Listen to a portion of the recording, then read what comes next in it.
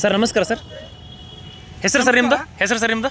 ನನ್ನ ಹೆಸರು Praveen B M. ಹಾಂ, ನಾನೊಬ್ಬ ಯುವ ಲೇಖಕ. Okay sir. ಸರ್ ಭೈರಪ್ಪ ಅವರು ಭೈರಪ್ಪ ಅವರ ಕುರಿತಾಗಿ ಓದಿದ ಮೊದಲ ಪುಸ್ತಕ ಯಾವ್ದು ಸರ್ ನಿಮ್ಮದು? ಸರ್ ಒಂದು ನಿಮಿಷ, ನಾನು ಓದಕ್ಕಿಂತ ಮುಂಚೆ ಹಾಂ, ಅವರ ಸಾವಿನ ಬಗ್ಗೆ ಸ್ವಲ್ಪ ನಾನು ನಿಮಗೆ ಹೇಳಬೇಕು. Okay sir, please sir, please sir. ನಾವು ಮೈಸೂರಿನ ಹೊರಗಿನವರು, ನೀವು ಮೈಸೂರವರು, ಎಲ್ಲ ಏನಾರ ವಿಷಯ ಗೊತ್ತಿರ ಹೇಳಿ ಸರ್. ಎಲ್ರಿಗೂ ನಮಸ್ಕಾರ. ಹಾಂ, ಇಡೀ ಜಗತ್ತಿನಲ್ಲಿ, ಅದರಲ್ಲೂ ಏಷ್ಯಾ ಖಂಡದಲ್ಲಿ, ಅದರಲ್ಲೂ ಭಾರತದಲ್ಲಿ ಒಂದು ಯುಗವನ್ನು, ಒಂದು ದಶಕಗಳ ಒಂದು ಯುಗವನ್ನು, ಒಂದು ಏನು ಸಾಮ್ರಾಟ್ ಅಂತ ನಾವು ಕಾದಂಬರಿ ಸಾಮ್ರಾಟ್ ಅಂತ ಏನು ಅದನ್ನ ಅವರಿಗೆ ಅನ್ವಯ ಮಾಡ್ತೀವಿ. ಒಂದು ಯುಗವನ್ನು, ಒಂದು ಯುಗದ ಲೇಖಕರನ್ನು ಹುಟ್ಟು ಹಾಕುವಂತೆ ಮಾಡಿದ ಭಾರತದ ಅಗ್ರಗಣ್ಯ ಲೇಖಕರಲ್ಲಿ ಕನ್ನಡದ SL ಭೈರಪ್ಪನವರು ಅಗ್ರಗಣ್ಯರು ಅಂತ ನಿಸ್ಸಂದೇಹವಾಗಿ ಹೇಳ್ಬಹುದಾಗಿದೆ, ಖಚಿತವಾಗಿ. 44 ಭಾಷೆಗಳಲ್ಲಿ ಭೈರಪ್ಪನವರ 20ಕ್ಕಿಂತ ಹೆಚ್ಚು ಕಾದಂಬರಿಗಳು ಏಷ್ಯಾದ ಒಟ್ಟು 44 ಭಾಷೆಗಳಲ್ಲಿ ಅನುವಾದ ಆಗಿದೆ, ವಿತೌಟ್ ರಷ್ಯಾ ಮತ್ತು ಚೀನಿ ಒಳಗೊಂಡಂತೆ. ಅವರ ಕಾದಂಬರಿಗಳು 44 ಭಾಷೆಗಳಿಗೆ ಅನುವಾದಗೊಂಡಿವೆ. ಮತ್ತು ಇನ್ನೊಂದು ವಿಷಯ, ನಮ್ಮ ಕನ್ನಡಕ್ಕಿಂತ ಓದುಗರಿಗಿಂತ ಮರಾಠಿಯಲ್ಲಿ ಅತಿ ಹೆಚ್ಚು ಓದುಗರನ್ನು ಸಂಪಾದನೆ ಮಾಡಿದಂಥ ಕನ್ನಡದ ಲೇಖಕ.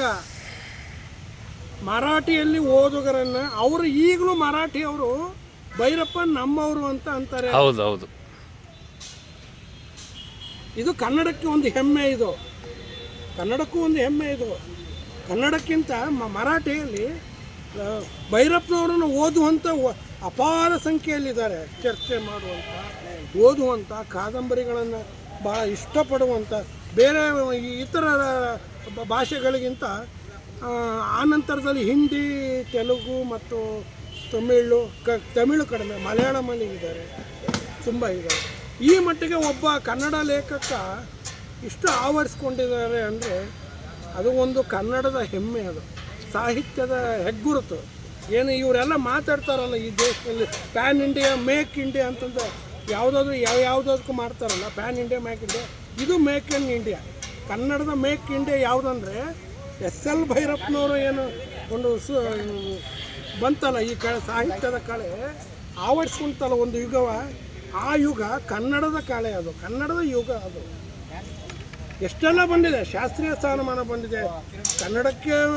ಭಾನು ಮುಷರಫ್ ಅವರಿಂದ ವಿಶ್ವದ ಜಗತ್ತಿನ ಮಟ್ಟದ ಕೋಟ್ಯಾಂತರ ಮೌಲ್ಯ ಬೂಕರ್ ಪ್ರಶಸ್ತಿ ಬಂದಿದೆ. ಜಗತ್ತಿನಲ್ಲೇ ಗೌರವಿಸುವಂಥ ಬೂಕರ್ ಪ್ರಶಸ್ತಿ ಬಂದಿದೆ ಕನ್ನಡಕ್ಕೆ. ಅವರ ಕಾದಂಬರಿಗಳು ನಿಮ್ಗೆ ಯಾವ ರೀತಿ ಪ್ರಭಾವ ಮಾಡಿದ್ವು ಸರ್? ಸರ್, ನನ್ನ ಬಾಲ್ಯದಲ್ಲಿ ಅವ್ರದ್ದು ಕಾದಂಬರಿ ನನಗೆ ತಬ್ಬಲಿ ನೀನಾದ ಮಗನೇ ಮತ್ತು ಸಿನಿಮಾ ಆಯ್ತಲ್ಲ ಸರ್, ಸಿನಿಮಾ ಮೂಲಕ ನಾನು ಕಾದಂಬರಿ ಓದೋದು ನನಗೆ. ನಿಮ್ಮ ಜೀವನದಲ್ಲಿ ಯಾವ್ದಾದ್ರು ಅಳವಡಿಸ್ಕೊಂಡಿದ್ದಾರೆ ಅವ್ರ ಕಾದಂಬರಿ ನೋಡಿ, ಏನಾದರೂ ಗುಣ ಅಳವಡಿಸ್ಕೊಂಡಿದ್ದಾರೆ ಸರ್? ನಾನು ಅಳವಡಿಸ್ಕೊಂಡಿದ್ದೇನೆ, ಬರೆದ್ರೆ ಹಿಂಗೆ ಬರೀಬೇಕು ಅಂತ ನಾನು ಅನಿಸುತ್ತೆ ಅವ್ರ ಬಗ್ಗೆ. Okay sir, thank you sir. ಇನ್ನೊಂದು ವಿಷಯ ಕೇಳ್ಪಟ್ಟ ಸ್ನೇಹಿತರು, ಅವರು ಸಾಯುವ ಕೊನೆ ಮುಂಚೆ ಸ್ವಲ್ಪ ನೋವನ್ನು ಅನುಭವಿಸಿದ್ದಾರೆ ಯಾವ ಥರ? ಅವರ ಮಕ್ಕಳಿಂದ ಅವರು ದೂರವಾಗಿದ್ದರು. ಇದು ನನಗೆ ಹಲವು ಸ್ನೇಹಿತರ ಮೂಲಕ ನನಗೆ ಗೊತ್ತಾಯಿತು ವಿಷಯ. ಆಮೇಲೆ ಅವರು ಇಚ್ಛೆ ಪಟ್ಟಂತೆ ವಿಲ್ಲನ್ನು ಬರೆದಿಟ್ಟಿದ್ದಾರೆ. ಅದು ವಿಲ್ಲು ಈಗ ಪಬ್ಲಿಕಲ್ಲೆಲ್ಲ ಗೊತ್ತಾಗಿದೆ, ಎಲ್ಲ ಹರಿದಾಡ್ತಾ ಇದೆ. ನಿಮ್ಗೆ ಸಿಕ್ಕಿದೆ? ಪಬ್ಲಿಕ್ ನನಗೆ ಸಿಕ್ಕಿಲ್ಲ ಸರ್, ನನಗೆ ಸಿಕ್ಕರೆ ನಿಮಗೆ ಕೊಡ್ತೀನಿ ನಾನು. ನನಗೆ ಸಿಕ್ಕಿಲ್ಲ ಅದು. ಆಮೇಲೆ ಇನ್ನೊಂದು ಕೊನೆ ಅವರಿಗೆ ಒಂದು ನನಗೆ ಗೊತ್ತಿರೋ ಮಾಹಿತಿ, ಮರೆಗುಳಿತನ ಅಂತ ಇದೆಯಲ್ಲ, ಹೌದು ಪಾಪ ಬಂದಿತ್ತು ಇದೆಯಲ್ಲ, ಅದು ಸ್ವಲ್ಪ 94. ಹೌದು. ಸಬ್ ಕಾನ್ಷಿಯನ್ಸ್ ಮರೆಗುಳಿತನ ಅವರಿಗೆ ಕೊನೆಗೆ ಬಂತು. ಆಮೇಲೆ ತುಂಬ ಮರೆತು ಹೋಗೋರು. ಮರೆತು ಹೋಗಿದ್ದಾನೆ. ಆಮೇಲೆ ಇನ್ನೊಂದು ಕೊನೆಗೆ ಹೇಳ್ತೀನಿ, ಹೇಗೆ ಕುವೆಂಪು ತೇಜಸ್ವಿ ಹೆಂಗೆ ಹಾ ಕೃತಿಗಳ ಮೂಲಕ ಬದುಕಿದ್ರು ಇವರು ಬದುಕ್ತಾರೆ. ಬದುಕ್ತಾ ಇದ್ದರು, ಹಾ ಹಾಗೆ ಇನ್ನು ಮುಂದೆ ಭೈರಪ್ಪನವರು ಸಹ ಆ ರೀತಿ ಬದುಕ್ತಾರೆ. Super sir, super. ಅವರಿಲ್ಲ ಈಗ ನಮ್ಮ ಕಣ್ಣು ಮುಂದೆ. ನಾವು ಅವರಿಗೆ ಅವ್ರ ನೆನಪಂದ್ರೆ ಅವ್ರನ್ನ ನೆನಪು ಮಾಡ್ಕೊಳ್ಳೋದಂದ್ರೆ ಅವರ ಕೃತಿಗಳನ್ನು ಓದೋದ್ರ ಮೂಲಕ, ಅವರು ಹೇಳಿದ ವಿಚಾರಗಳನ್ನು ಆ ಕಾದಂಬರಿ ಮೂಲಕ ನಾವು ತಿಳ್ಕೊಳ್ಳೋದ್ರ ಮೂಲಕ. ಆಮೇಲೆ ಇನ್ನೊಂದು ಹೆಚ್ಚು, ಅವ್ರ ಜೀವನದಲ್ಲಿ ಅತಿ ಹೆಚ್ಚು ಪ್ರವಾಸವನ್ನು ಮಾಡಿದ್ದಾರೆ, ಅತಿ ಹೆಚ್ಚು ಅವರ ಹಣವನ್ನು ಅದಕ್ಕೆ ಸುರಿದಿದ್ದಾರೆ. ಹೌದು ಸರ್, ಹೌದು ಸರ್. ಅವರು ಯಾವ ಕಾದಂಬರಿ ಬರೆದು ಸಹಿತ ಅದರ ಹಿಂದೆ ಪ್ರವಾಸವನ್ನು ತಪ್ಪದೆ ಮಾಡ್ತಾ ಇದ್ರು ಅವರು. ಹೌದು ಸರ್. ಉತ್ತರ ಭಾರತದ ಅನೇಕ, ಕಾಶಿಯಿಂದ ಹಿಡಿದು, ಪ್ರಯಾಗದಿಂದ ಹಿಡಿದು, ಹಿಮಾಲಯದಿಂದ ಹಿಡಿದು, ದ್ವಾರಕೆಯಿಂದ ಹಿಡಿದು, ಬಿಹಾರದ ಬೋಧ್ ಗಯಾದಿಂದ ಹಿಡಿದು ಆ ಕಡೆಗೆ ಪಂಜಾಬ್, ಆಮೇಲೆ ಪಾಕಿಸ್ತಾನ ಬಾರ್ಡ್ರು, ಕನ್ಯಾಕುಮಾರಿ. ಸರ್ ಅವರು ಲಾಸ್ಟ್ ಅವರು 9 ತಿಂಗಳು ವಿಶ್ವೇಶ್ವರ ಭಟ್ರ ಮನೇಲಿ ಇದ್ರಲ್ಲ, ರಾಷ್ಟ್ರೋತ್ತನ ಆಸ್ಪತ್ರೆ ಅನುಕೂಲ ಆಗಲಿ ಅಂತ ಇದ್ರ? ರಾಷ್ಟ್ರೋತ್ತನ ಆಸ್ಪತ್ರೆ ಪಕ್ಕ ಇದೆಯಲ್ಲ?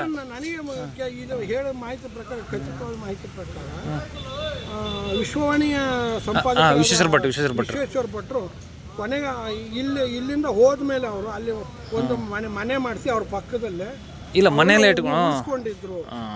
ಅಲ್ಲಿ ಮನೆ ಅವ್ರ ಪಕ್ಕದಲ್ಲೇ ಆ ಮನೆ ಪಕ್ಕದಲ್ಲಿ ಉಳಿಸ್ಕೊಂಡಿದ್ರು.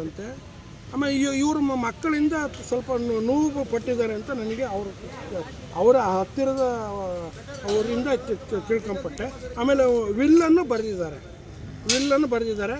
ಇದು ಯಾರಿಗೆ ಸೇರಬೇಕು, ಸ್ವಾಮ್ಯ ಹಕ್ಕುಗಳು ಯಾರಿಗೆ ಸೇರಬೇಕು, ಕೃತಿಯ ಸ್ವಾಮ್ಯ, ಆಮೇಲೆ ದುಡ್ಡು ಯಾರಿಗೆ ಸೇರಬೇಕು, ಈ ಚಿತೆಗೆ ಯಾರು ಇಡಬೇಕು ಅನ್ನೋದನ್ನು ಸಹಿತ ಅವರು ಬರೆದಿದ್ದಾರೆ. ಅದು ವಕೀಲರ ಮೂಲಕ ಬರೆದಿದ್ದಾರೆ ಅಂತ ಅಲ್ಲಿ ನಮಗೆ ಆಮೇಲೆ ಪತ್ರಕರ್ತ ಇವರೆಲ್ಲ ಹೇಳಿದ್ರು ಸಹಿತ. ಒಂದಂತೂ ನಿಜ ಸರ್, ಕನ್ನಡದಲ್ಲಿ ಇನ್ನು ಮುಂದೆ ಬರ್ತಾರೋ ಇಲ್ವೋ ನಮಗೆ ಗೊತ್ತಿಲ್ಲ. ವಿಶ್ವದ ಜಾಗತಿಕ ಮಟ್ಟದಲ್ಲಿ ಕನ್ನಡವನ್ನು ಕೆಲವೊಂದು ಫೀಲ್ಡಲ್ಲಿ ಸಂಪಾದನೆ ಮಾಡಿದಂಥ ಅನೇಕ ಲೇಖಕರಲ್ಲಿ ಭೈರಪ್ಪನವರು ಒಬ್ಬರು. ಮೊದಲನೇ ಸಾಲನೇ ನಿಲ್ತಾರೆ. ಮೊದಲನೇ ಸಾಲ ಅಲ್ಲ, ಇನ್ನೂ ಇದ್ದಾರೆ, ಅನೇಕರು ಇದ್ದಾರೆ. ಟ್ಯಾಗೋರ್ ಇದ್ದಾರೆ, ರವೀಂದ್ರನಾಥ್ ಟ್ಯಾಗೋರ್ ಇದ್ದಾರೆ. ಅದು ಅವ್ರ ಜೊತೆ ರವೀಂದ್ರನಾಥ್ ಟ್ಯಾಗೋರ್ ಇದ್ದಾರೆ. ಇನ್ನೂ ಇದ್ದಾರೆ ಅನೇಕ ಜನ ಲೇಖಕರು ಭಾರತದಲ್ಲಿ. ಆ ಮಟ್ಟಿಗೆ ಟ್ಯಾಗೋರ್ ನಂತರ ಅನೇಕ ಲೇಖಕರಿದ್ದಾರೆ ಭಾರತದಲ್ಲಿ. ತುಂಬ ಕಾದಂಬರಿಯಲ್ಲಿ ಹೆಸರು ಮಾಡಿದಂಥ ತುಂಬ ದೊಡ್ಡ ಲೇಖಕರಿದ್ದಾರೆ. ಆ ಮಟ್ಟಿನಲ್ಲಿ, ಕನ್ನಡದ ಮಟ್ಟಿನಲ್ಲಿ ನಾನು ಹೇಳೋದಾದರೆ ಭೈರಪ್ಪನವರು ನಿಲ್ತಾರೆ ಅನ್ನೋದನ್ನು ಘಂಟಾಘೋಷವಾಗಿ ಹೇಳ್ಬೋದು.